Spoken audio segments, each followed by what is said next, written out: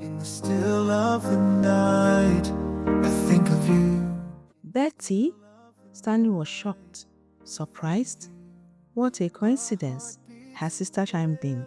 How did you pick the same place? Almost as if you're supposed to be here together, her other sister chorused. Star stared from her to Stanley and wondered what was going on. This was too huge a coincidence. Was she following them? And then she looked up in shock. Was she the one sending the murder notes? Then she looked at Stanley to see if he had made the connection yet, but he was smiling. Not angry, not afraid. Why was he smiling at her? Why was he not angry or shocked to see his ex in his resort on his honeymoon? Did he already know she was here? Did he invite her? He had left immediately they arrived yesterday and didn't tell her where he went. Did he bring Betty along on the off chance she did not agree to consummate their marriage? Stop it, she said to herself. If he had come from making love to Betty, would he have had the energy he had last night and throughout this morning? Hey Star, congratulations, she smiled venomously at her, and they moved on. She turned her confused look on her husband. Hey, don't let them dampen your mood. You are not even curious why she's here at the same time? I am. She could have somehow found out where I was taking you. She could be the psychopath. We will see what she's up to, but before then, let's give her a great show. If she's the one sending the threats, then sooner or later she will show her hand. If? She looked at him puzzled that he still had doubts. She's definitely the one. Why are you playing it down? Why else would she have followed us here if she was not obsessed? He leaned in and kissed her again. Until whoever it is makes a move, I am not becoming complacent. Besides, to prove it, we need evidence. She heaved a sigh, feeling confused and other emotions she could not fathom at the moment, but also somehow knowing he was right. Again, she knew beyond the fear of Betty turning out to be their psychopath was the outrageous jealousy she couldn't seem to shake off. He watched her, knowing she was trying to make sense of the whole situation. He too was confused and curious, but he had learned to stay calm and in control, never let his emotions show no matter what. Could Betty be the psychopath? Yes, but it remains to be seen. He would send people to watch her and report her every move. That way, they could build up evidence against her.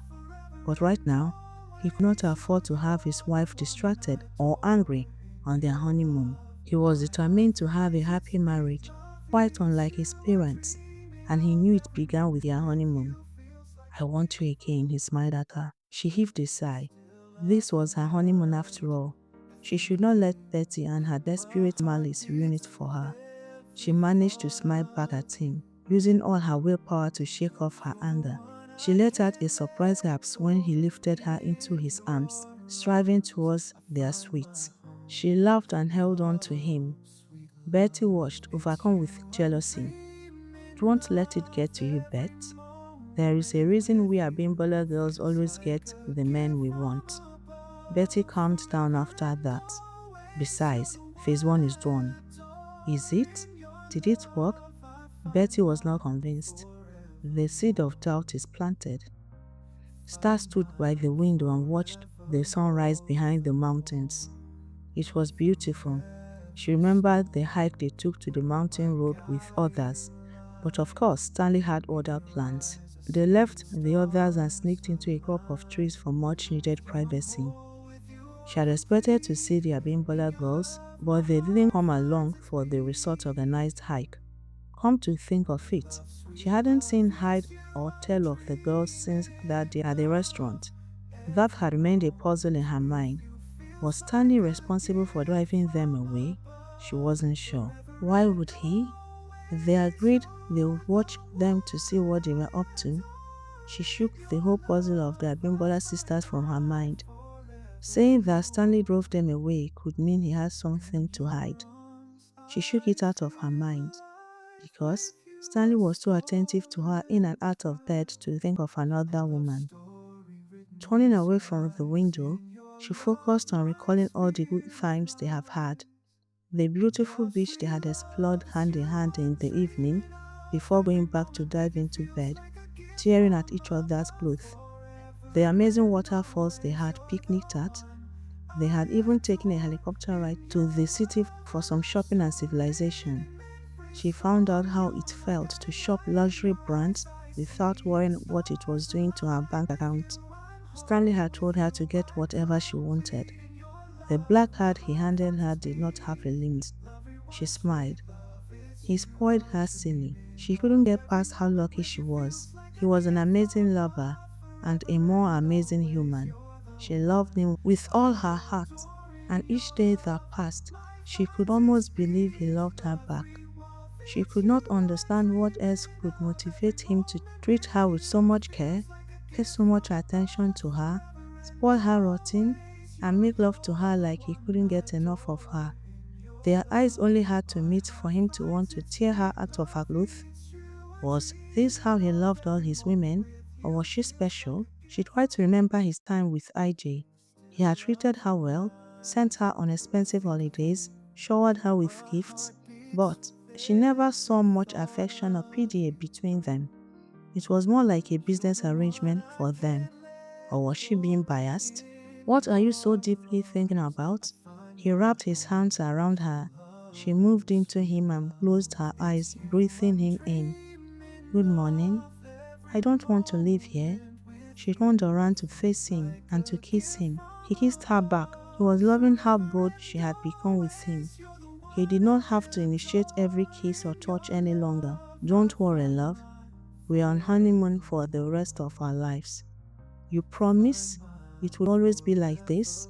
I promise I will never intentionally hurt you.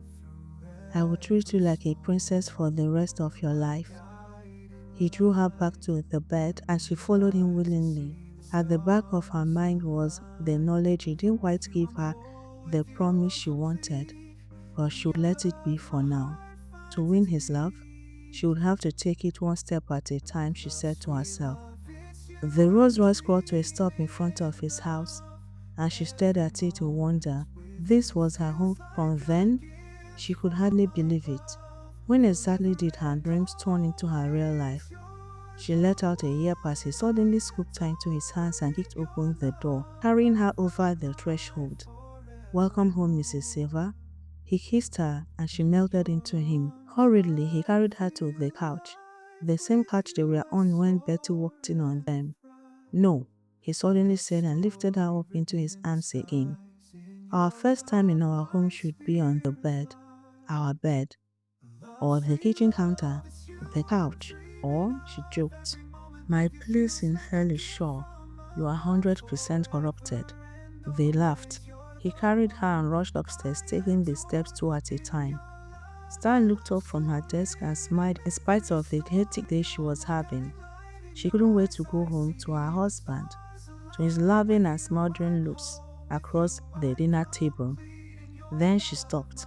Why should she wait till evening to see him, to get her daily dose of loving from him? After all, he had dropped by a few times at her office in pretense of consulting with Uche, but had locked her office door instead. The fear that anyone could walk in on them had heightened the experience for her. Yes, he was right. She was totally corrupted by him. If he could do that, she reasoned, she could do the same. She quietly stood up and packed her bags and left. Star arrived at Stanley's office.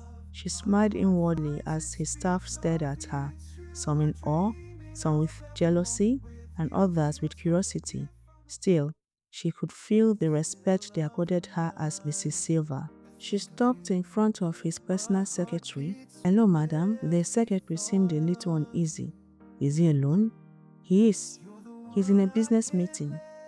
Star stared at the girl with suspicions but smiled calmly at her. She walked past her and opened his door.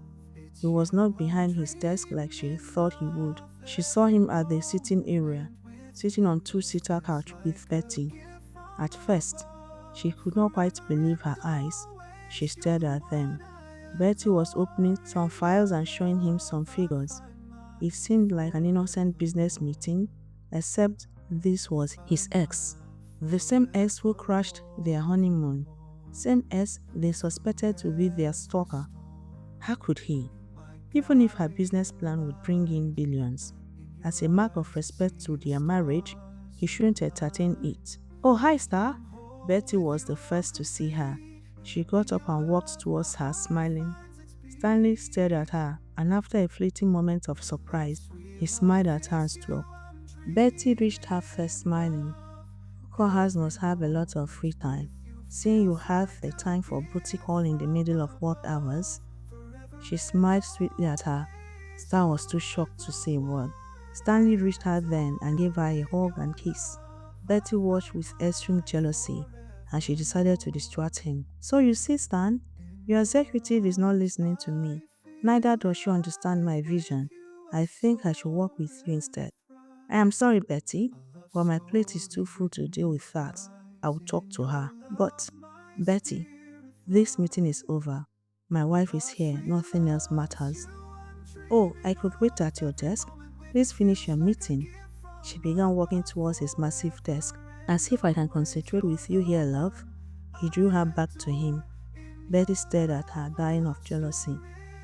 "Tell your dad I have taken a look at it and we will revert as soon as possible." Betty left. She turned to him. She had decided she was not going to get angry. It was obviously a business meeting.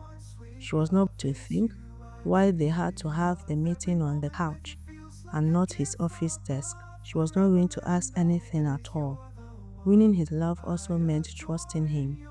She smiled at him. "I came to take you out for lunch." "You did?" He looked at his watch. "Are you sure that's all you came for?" "It's not lunchtime yet. We'll still have 1 hour.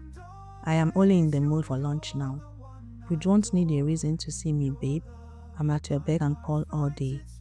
She smiled, and then she thought, even if she was not asking, shouldn't he at least explain Betty's presence? She was trying so hard to keep her anger and jealousy in. "Besides, I have done nothing but want you all day. I was going to come pick you up for dinner and then bed." He began kissing her. As usual, it didn't matter how angry she was. He only had to touch her, kiss her to get her flaming with desire and need for him. Star came out of Mma. They had just launched a new luxury series, and as a VIP customer, she had the exclusive right to get the series before the general public. She had rushed over afterward, planning to get some of the sexiest pieces they had, with the single desire of driving her husband crazy. Just as Jeremiah, who was then her personal bodyguard, was opening the armored SUV for her, another SUV crawled to a stop beside her, and Betty stepped out of it. Star wondered what she was doing at Mma. Was she a VIP member too? She hadn't told her friends yet of all her suspicions. If they knew, would Mma still have Betty as a VIP customer? She had decided not to tell the girls. She was convinced Stanley would never have anything to do with Betty. After all, he had his chance with her and still dumped her only after 2 weeks. "Hi, Star. I seem to run into you wherever I go." "It's a public place, Betty." Betty laughed. "Silly me, you are right. But your honeymoon spot. Your husband's office are not that public, are they?" Star smiled and turned away. She was not having this, not today. She already had a rage she was trying to shake off because of her pestering. "Did it ever occur to you how huge a coincidence my presence at your honeymoon was? How would I know if I was not told? And I wouldn't have come if I was not invited. Now, the question is, who invited me? And yet you left in a hurry after being invited. Or was your invite for one night only? Are you saying your husband is into one night stands?" She laughed. Star had had enough. She turned to leave. She was not going to entertain or tolerate Betty anymore. Betty, seeing that she couldn't rile her up, became even more frustrated and desperate. "Did you ever think about what you interrupted? What we could have gotten into if you had not shown up at his office that day?"